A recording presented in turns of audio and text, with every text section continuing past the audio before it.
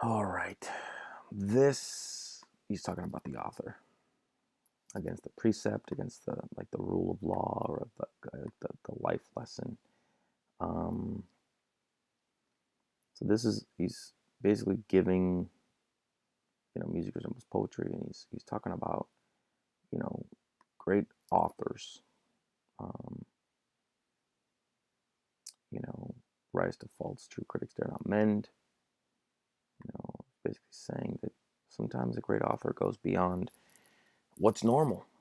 When I read this, for some reason, I think of Quentin Tarantino, like you know, foul language, Pulp Fiction, and specifically Pulp Fiction, and but it was just so different, unique. It was out of order, and I think he's talking about someone like that from Vulgar Bounds with Brave Disorder part, like that it might be some wacky entrant um, that is just sort of beyond the reach of art, beyond what's expected out of like an indie film. It pushes the envelope, and but it's potentially even more superlative, even more amazing, even more groundbreaking.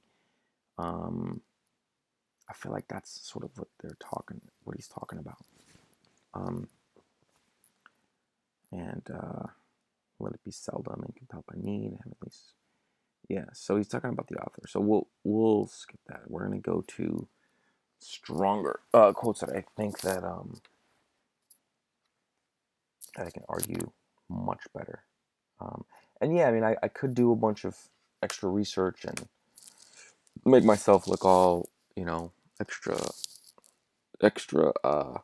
in the know with regards to these poems, these books, etc. But no, I'm just coming at this cold, and with a lot of research and homework and scholarship behind me. Um, but nevertheless, I'm not like doing a whole bunch of extra research and then trying to write these out. I'm trying to like basically play out exactly how I would play it out if I was a student. And so I want to give you guys, yeah. So we'll skip that. And then for your beauties, prudent chief, we'll skip that. Homer part two, yeah, we'll skip that. His pride,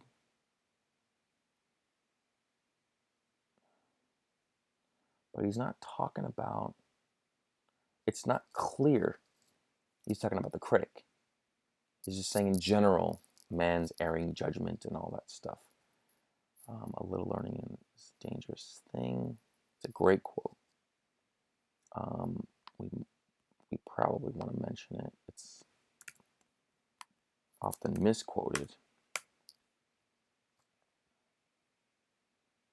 but again, we want to see what he's talking smack about, more about the critic than the wit. Okay, a perfect judge will read each work of wit with the same spirit that its author writ. Right, so he's giving sort of a recipe. So he's not all negative. So this actually adds a little bit of dimension. If we wanted to add a little bit of dimension and nuance and the other to our thesis, right? So he's giving a recipe to be a great critic, right? Perfect judge. Read each work with the same spirit that it was written in. Survey the whole nor seek slight faults to find. Where nature moves and rapture warms the mind. Rapture is like death and ending, and where nature moves and rapture or lose. So I would skip that line. I like find.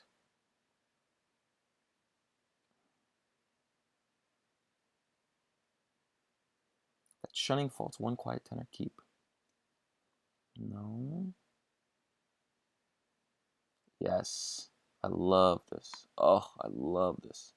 These 4 lines are why I love poetry right here. In wit as nature, what affects our hearts is not the exactness of peculiar parts. It's like, it's like love, there's no perfection. There's no perfect person, both physically as well as, I don't know. I don't want to get all like hokey, but this is good stuff. And 'tis not a lip or eye we beauty call, but the joint force and full result of all. And this, so he's really given that recipe of, if you want to be a great critic, you got to think in this way. And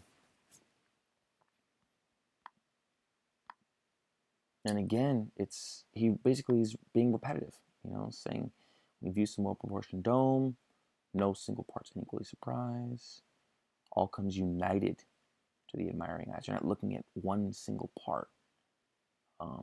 You're stepping back and saying, hey, this is great. This is a great piece of work, of art. So the whole at once is bold and regular.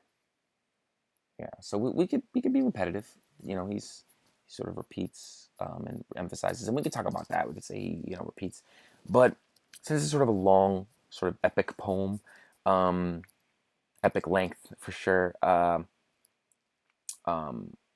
won't go into that. There might be another poem that's shorter where it's like, yeah, well, he repeats this word over and over and over again because he's trying to emphasize it, or she repeats this word because, to suggest this. But in this case, we've made the editorial decision. We're not going to repeat lines. We're going to essentially try to skip over lines that repeat, exactly what other lines that we've used are saying. Okay.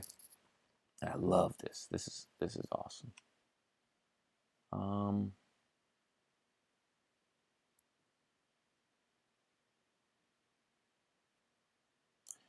So I like the first half. So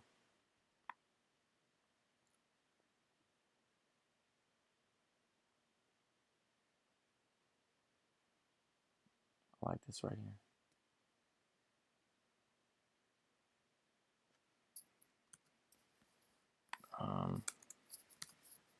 Whoever thinks a faultless piece to see thinks what never was, nor is, nor ever shall be. So he's basically saying that if you think something's perfect, like a book or a poem or whatnot, you're thinking about something that doesn't even exist and has never existed and will never exist. In every work, regard the writer's end, the writer's goal, right? The writer's mission, since none can compass more than they intend. Like, I like that quote, but it's not something that I can quickly and easily argue. It's like, yeah, I mean, I guess we can argue that. We can argue that don't try to argue beyond what the author intends. So it sort of puts the author up. So his language sort of says, look, in every work, none of the works can encompass more than the author intends. So it sort of gives the author status, like exalts the author, and sort of talks down to the critic a bit. Since none can encompass. And if the means be just, the conduct true, applause in spite of trivial faults is due. So even if, you're going to have trivial faults because no piece of art is perfect. So give the guy an applause. He's saying, look, or the girl, the writer, the applause. So I think again that. And then let's skip La Mancha, which is, and then Grecian, and then all these allusions. Skip through the allusions. Maybe we'll use, maybe we'll go over that in a different poem or different piece, but not in this one. We have so much here without mentioning allusions that I think that opens up a can of worms. Again, it could be a home run, but I'd rather just hit a solid double. Poets like painters.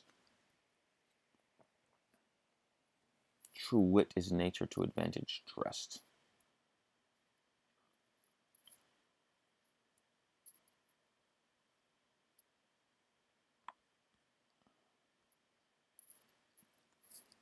Yeah, this is a great quote.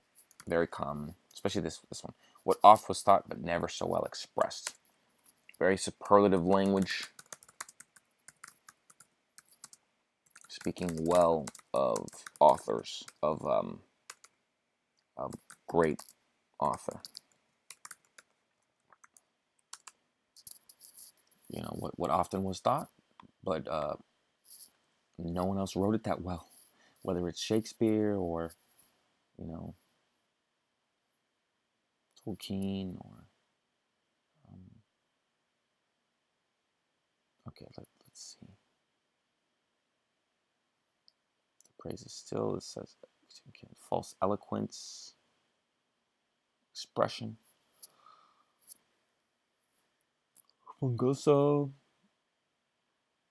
poet's song, Parnassus, cooling western breeze.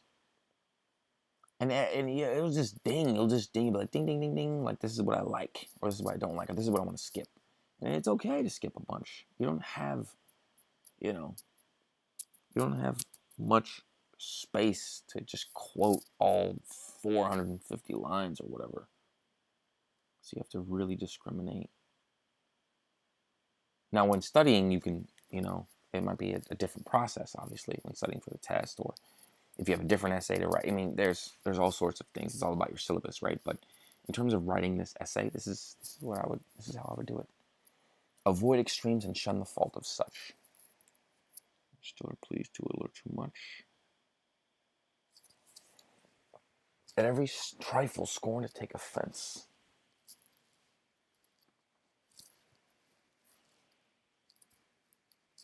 All right. Some foreign writers. Some judge of authors' names, not works. I know what that means.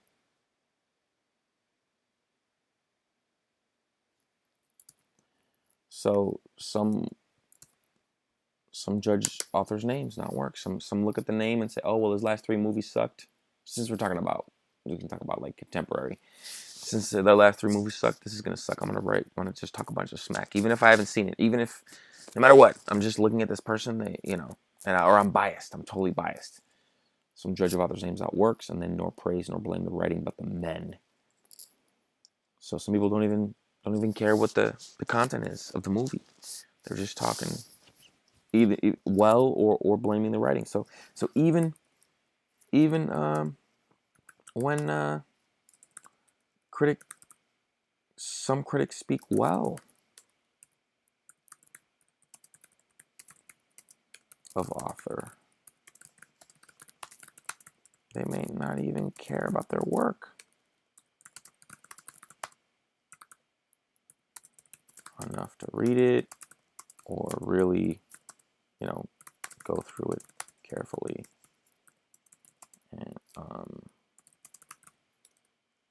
and like give it a good sort of fair analysis, right, or review.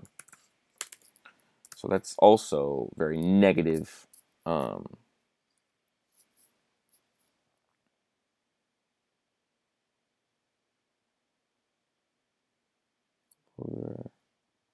Schismatics, Muse, Wiser Sons, Gospel, Science,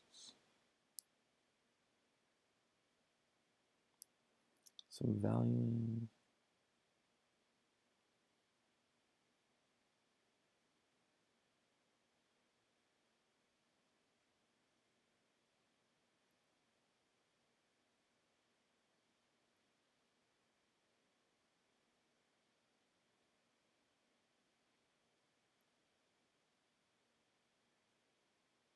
Public faction, public disagreement or public scorn, like a critic talking smack, doubles private hate. It means basically saying that, look, I think it's saying that like the author might not even like you, so be careful. It's kind of like threatening the critic. Don't talk too much smack because the author's gonna hate you. It's kind of a bullying line. So we can sort of state. So right here, some valuing. some valuing those, and you guys might even be like reading these lines way better than me, or or starting to pick up, some analysis. So some valuing those of their own side or mind. So some critics would just finally we think we honor merit then when we but praise ourselves and other men. So maybe they're just looking at traits in themselves. They're like projecting, right? Projecting when doing reviews.